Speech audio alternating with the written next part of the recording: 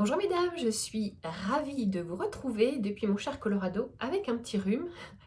Excusez-moi pour la voix un petit peu différente, mais aujourd'hui je voudrais vous parler d'un sujet à la Calimero, c'est vraiment trop injuste. On va parler de la jalousie. Alors bien sûr, c'est pas pour toi, c'est pour ta copine, mais écoute jusqu'au bout, peut-être que on va apprendre quelque chose ensemble. C'est vraiment trop injuste. Quand on pense à la jalousie, il y a deux axes possibles. Notre Dieu est un Dieu jaloux.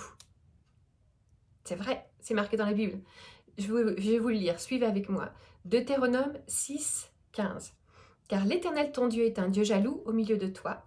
La colère de l'Éternel ton Dieu s'enflammerait contre toi et il t'examinerait et t'exterminerait de la surface de la terre. Car l'Éternel ton Dieu est un Dieu jaloux au milieu de toi. Et je voudrais qu'on lit ce verset de Deutéronome à Exode 34, 14, évidemment. Tu ne te prosterneras pas devant un autre Dieu, car l'Éternel porte le nom de jaloux, il est un Dieu jaloux. Quand la Bible nous parle de la jalousie de Dieu, elle nous parle du fait que Dieu veut que l'on n'ait qu'un seul Dieu dans notre vie. Ça fait partie des éléments de base de notre foi. Il n'y a qu'un seul Dieu que nous adorons, c'est lui. Et cette jalousie-là, celle de Dieu, se réfère à ce besoin, ce besoin d'être aimé par nous seulement, qu'il soit notre seul Dieu. Quand on parle de la jalousie du cœur de l'homme, du cœur de la femme évidemment, on parle d'une toute autre jalousie, celle qui envie ce que l'on n'a pas parce que l'autre l'a. Et là, dans la Bible, on a aussi plein d'exemples. Dans le Luc 15, 28, le fils aîné, qui est extrêmement jaloux du traitement privilégié que son jeune frère, le fils prodigue, reçoit en revenant à la maison. Le fils aîné se mit en colère et il ne voulait pas rentrer. Luc 15, 28. C'est de la jalousie qui s'exprime là et il va se priver de la présence du Père à cause de cette jalousie. On a aussi Matthieu 20, 11 à 12. En la recevant, ils murmurèrent contre le propriétaire en disant « Ces derniers arrivés n'ont travaillé qu'une heure et tu les as traités comme nous qui avons supporté la fatigue du jour et de la chaleur. » On parle ici des ouvriers, avec les ouvriers qui sont arrivés à la fin, le traitement, le salaire qui a été le même pour tous. Là aussi, il y a une jalousie qui développe de la colère contre Dieu en fait. En regardant ce que les autres ont reçu que eux n'ont pas reçu, eh bien, ces ouvriers développent de la colère contre le maître, de la colère contre Dieu. La jalousie du fils aîné l'empêche de se réjouir pour son jeune frère et l'empêche de rentrer dans la présence de Dieu. La jalousie des ouvriers développe dans le cœur des ouvriers de la colère contre le maître lui-même. Jamais la colère du cœur de l'homme ne produit jamais de bons fruits. Toujours, elle développe une graine, elle dépose une graine qui va se développer en amertume. Donc, ne n'utilisons pas comme exemple, comme excuse, le fait que Dieu est un Dieu jaloux. On ne parle pas du tout de la même jalousie. Donc, moi, je voudrais qu'on regarde ensemble ce que cette jalousie développe dans ton cœur, peut-être. Peut-être une phrase que je voudrais que tu retiennes. Ne laisse pas ce que tu n'as pas voler ce que tu as. Je vais le répéter et elle va s'inscrire. Ne laisse pas ce que tu n'as pas voler ce que tu as. Quand tu regardes à ce que l'autre a, tu as l'impression que toi tu as moins et ça te fait regarder d'en haut, mépriser ce que toi tu as reçu. Et tu risques de passer à côté de ce que toi tu as reçu en regardant ce que l'autre a et que toi tu n'as pas reçu. Je vais vous donner des exemples de ma vie personnelle. Peut-être que ça va vous faire sourire, peut-être que vous allez être surprise.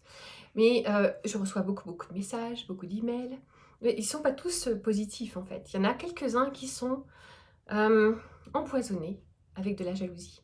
Par exemple, quand j'ai sorti mon livre en 2018, Hurrah pour le VGG, eh bien j'ai reçu des messages de gens, de femmes qui me disaient oui, si moi je l'avais écrit, je l'aurais mieux écrit que toi. Ok. Ce sont des graines de jalousie déposées dans le cœur de ces femmes, quelques femmes qui m'ont écrit en étant assez agressives en fait, contre moi. Elles regardaient ce que moi j'avais et ce qu'elles n'avaient pas. Au lieu de se réjouir avec moi, ça a développé quelque chose de très amer dans leur cœur, qui s'empoisonne. Hein. Ça, c'est du poison garanti.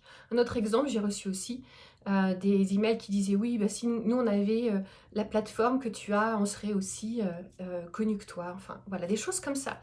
Très destructeur en fait, parce que ça fait du mal à la personne qui l'écrit, ça fait pas du bien forcément à la personne qui le reçoit.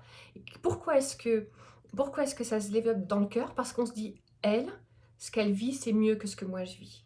sans connaître en fait le chemin, le parcours de chacun et de chacune. La jalousie nous fait regarder ce que l'autre a et nous fait perdre de vue ce que nous, on a. D'autres messages que je reçois par contre illustrent ce que j'aimerais que tu retiennes de ce petit message sur c'est vraiment trop injuste. Plusieurs ont dit merci pour ce que tu fais Rachel parce qu'en fait tu me montres que c'est possible. En fait elles ont choisi de ne pas envier mais d'être inspirées. Je prie pour que tu arrêtes d'envier, mais pour que tu sois inspiré par ces autres parcours, ces autres histoires, par les choses que les autres ont. On peut tourner cette arme qui est très destructrice pour notre cœur, qui est la jalousie, en une inspiration qui pourra changer en fait la façon avec laquelle on voit les choses, ce qui se passe autour de nous.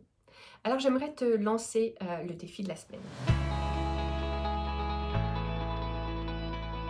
Alors, jalouse, est-ce que tu te reconnais dans ces petites phrases critiques qui regardent la vie de l'autre en disant « moi, je ferais mieux que toi et si seulement j'avais ce que tu as, eh bien, ça serait plus facile pour moi, etc. » Est-ce que tu te reconnais là-dedans?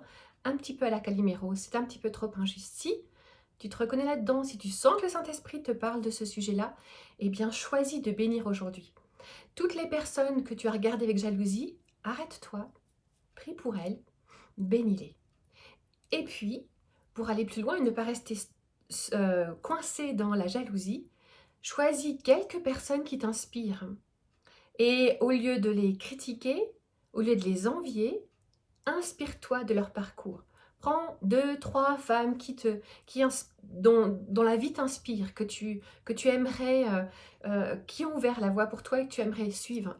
Regarde leur vie, apprends de leurs erreurs, apprends de leurs forces, bénis-les, prie pour elles, et puis prends des notes sur comment elles évoluent, ce qu'elles partagent, apprends pour pouvoir t'inspirer, pour que toi aussi tu puisses devenir une source de bénédiction et d'inspiration pour d'autres avec toi. Ne laisse pas ce que tu n'as pas voler ce que tu as, et n'envie pas, mais inspire-toi. Retiens ces 2 phrases clés pour que ton cœur puisse être béni et que tu puisses à ton tour bénir les autres. La prochaine fois que tu sens dans ton cœur cette petite phrase, c'est vraiment trop injuste, quand tu regardes ce que les autres ont, rappelle-toi de cela. Tu es un Dieu jaloux parce qu'il veut être le premier et le seul dans notre vie, mais la jalousie dans ton cœur produit des racines d'amertume. N'envie pas, inspire-toi.